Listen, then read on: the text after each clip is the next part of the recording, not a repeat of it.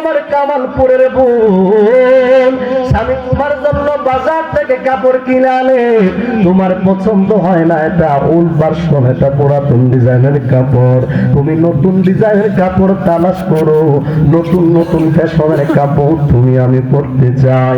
আমি এই কামালপুর সৌদাগর পাড়ার মানুষদের কাছে জানতে চাই, পৃথিবীর সূচনা থেকে যে কাপড়ের কাপড় দেওয়া শুরু হলো, আজকে পর্যন্ত একই কাপড়ের কাপড় দেওয়া শুরু হলো, আজ পর্যন্ত কাপড়ের ডিজাইন কেউ পরিবর্তন করতে পারলো না, আজ পর্যন্ত কাপড়ের কালার কেউ পরিবর্তন করতে পারলো না, আজ পর্যন্ত ওই কাপড়ের সিস্টেম বদলাইতে পারলো না, অথচ ওই কাপড়ের কাপড়টা তোমার আমার শেষ সঙ্গী হবে। কথা বলেন ঠিক কিনা?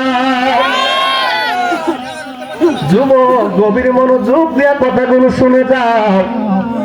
দুনিয়ার বাড়িতে রং বেরঙের কাপড় তুমি আমি পরিধান করি, কিন্তু কাপড়ের কাপড়টা সাদা কেন দেওয়া হবে? তুমি আমি দুনিয়ার বাড়িতে একাধিক কাপড় পরিধান করি, কিন্তু পুরুষের মৃত্যুর পরে 3টা কাপড়, মহিলা হইলে 5টা কাপড় কেন দেওয়া হবে? পুরুষদের কাপড় কেন 4টা দেওয়া হলো না? মহিলাদের কাপড় কেন 6টা দেওয়া হলো না? কোনদিন কি নিজের প্রশ্ন করা দরকার আছে না নাই? কথা কোন আছে না নাই? এই কাপড়ের সিস্টেম কোথায় থেকে আসলো বাবা? একটু করে মনোযোগ দিয়ে শুনে যান। পুরুষের মৃত্যুর পরে কাপড়ের কাপড় দেওয়া হবে 3টা। আমি জানতে চাই, কামালপুরের যদি কোনো শিল্পপতি ব্যক্তি থাকে, কোটি টাকার ব্যাংক ব্যালেন্স রয়েছে, যে আমার কোটি টাকার সম্পদ আছে, আমার একটা কাপড় তোরা বাড়ায়া দিস, সুযোগ আসেনি? কথা কোন সুযোগ আসেনি? একজন রিক্সা ড্রাইভার তার একটা কাপড় কম দেয় না, একজন শিল্পপতি তার একটা কাপড় বেশি দেয় না। কাপড় কেনার জন্য কামালপুরের মানুষ কাপড়ের কাপড় কেনার জন্য কুমিল্লা যায় না, কামালপুরের মানুষ কাপড়ের কাপড় কেনার জন্য ব্রাহ্মণবাড়িয়া শহরে যায় না, কামালপুরের মানুষ আশেপাশের এলাকার দর্জির দোকান থেকে সাদা মার্কিনের কাপড় আইনা তোমারে আমারে কবরস্থ করে দেয়। ও যুবক ভাই, আমি জানতে চাই রে যুবক, যেই টাকার পিছনে তুমি আমি দৌড়াই, যেই ধন সম্পদের পিছনে তুমি আমি দৌড়াই, তোমার আমার মৃত্যুর পরে কবরের ভিতরে তোমাকে আমাকে রাখা হবে। তোমার আমার সাথে টাকা দিবে না, তোমার আমার সাথে বাড়ির জরিল দিবে না, তোমার আমার সাথে স্বর্ণ অলংকার মণিমুক্তা কিছুই দিবে না। বলো দেখি, কবরে যাওয়ার সময় কি নিয়ে যাইবা? কিতাব খুঁজলে পাওয়া যায় কবরে যাওয়ার সময় 2টা জিনিস নিয়ে যাওয়া যায়। একটা জিনিসের নাম হলো ঈমান, আরেকটা জিনিসের নাম হলো আমল। জোরে জোরে কে সুবহানাল্লাহ বলবেন না? কবরে যাওয়ার সময় কয়টা জিনিস নেওয়া যাবে? জোরে বলেন কয়টা? একটার নাম হলো ঈমান, আরেকটার নাম হলো।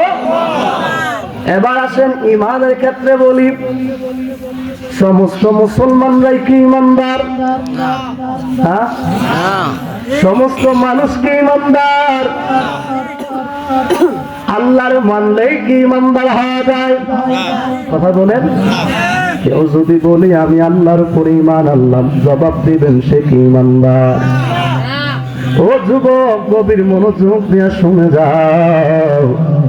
দুনিয়ার বাড়িতে কি করছো আর কি করবা, হিসাবটা একটু মিলায়া যাও।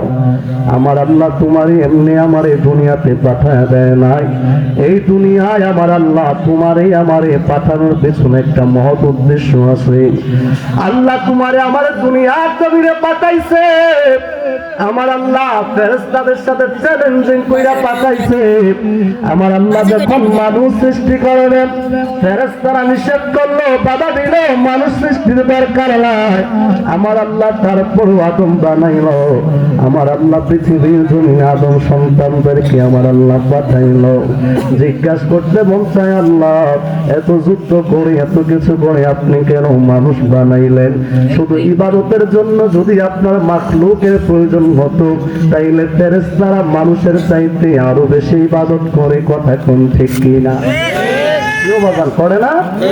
ফেরেশতারা ঘুমাই না, খাবার খাই না, বিবাহ শাদী নাই, ওই ফেরেশতারা আল্লাহর ইবাদত করে, আল্লাহর জিকির করে আল্লাহরে জিজ্ঞাসা করি, আল্লাহ শুধু বন্দেগীর জন্য ইবাদতের জন্য যদি তোমার মাখলুকের প্রয়োজন হতো, আল্লাহ তুমি তো ফেরেশতাদেরকেই যথেষ্ট ছিল।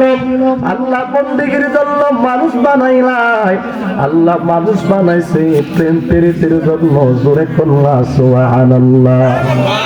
আল্লাহ বানাইল কত জাতি, চলে না তার প্রেম প্রীতি। বুঝলি বাবা? লাউ কইলো আমার বাবার ভাইরা বন্ধুরা, তাইলে আমার আল্লাহ রাব্বুল আলামিন মানুষকে বানাইলো একমাত্র আমার আল্লাহ তার হাবিবকে পৃথিবীর জমিনে পাঠাইবে। আমার আল্লাহ রাহমাতুল লিল আলামিন মায়ার নবী দয়ার নবী সাত মানকে বুঝানোর জন্য। জোরে জোরে কি আল্লাহু আকবার বলা যাবে না? যদি আল্লাহ ইবাদতের জন্যই মানুষ বানাইবে, আমগো দেশের কাদিয়ারিয়ার ইবাদত করে, তাইলে তারাও জান্নাতি হইতো। কথা কোন ঠিক কি? বন্দেগীর জন্য ইবাদতের জন্যই যদি আল্লাহ মানুষ বানাইতো, খ্রিস্টানরাও আল্লাহর বন্দেগী করে, তারাও জান্নাতি হইতো। কথা কোন ঠিক কি না? যদি বন্দেগীর জন্যই আমার আল্লাহ মানুষ বানাইতো, আমি ওদেশের মুতাজিলা সম্প্রদায় যারা, তারাও আল্লাহর ইবাদত বন্দেগী করে, তারাও জান্নাতি হইতো। কথা কোন ঠিক কি না? কিন্তু কাদিয়ানীরা জান্নাতি না, খ্রিস্টানরা জান্নাতি না, ইহুদিরা জান্নাতি না, নাসারারা জান্নাতি না। আমার আল্লাহ কই নবীর উম্মতের ভিতরে আরো শুনে যাও, আরো শুনে যাও, আমি আমার দয়াল নবীর উম্মত গুলারে ৭৩টা ভাগে ভাগ করে দিব।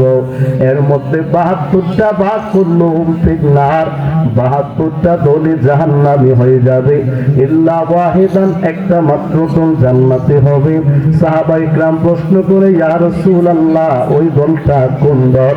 আমার নবী কই মানা আলাইহি ওয়া সাহাবিহি, যেই দলের ভিতরে আমি রাসূলুল্লাহ চলে, যেই পথদর্শের ভিতরে আমার সাহাবায়ে কেরাম চলে, ওই দলটা হলো জান্নাতি দল। জোরে কইতেন না সুবহানাল্লাহ। কামালপুরের মানুষ গভীর মনোযোগ দিয়ে কথাগুলো আমার নবী বলে না যে কুরআন এবং সুন্নাহ অনুযায়ী চলে, কুরআন এবং হাদিস অনুযায়ী চলে। নবী বলে যেই দলটা আমি নবীর সাথে এবং সাহাবায়ে কেরামের সাথে চলে, ওই দলটা জান্নাতি হবে। এবার প্রশ্ন হলো, নবী কেন কুরআন এবং হাদিসের কথা বললেন না? কারণ অনেকে কুরআন পড়া কুরআনের অর্থ বিকৃতি করে, অনেকে হাদিস পড়া হাদিসের অর্থ বিকৃতি করে। এই জন্য আমার নবী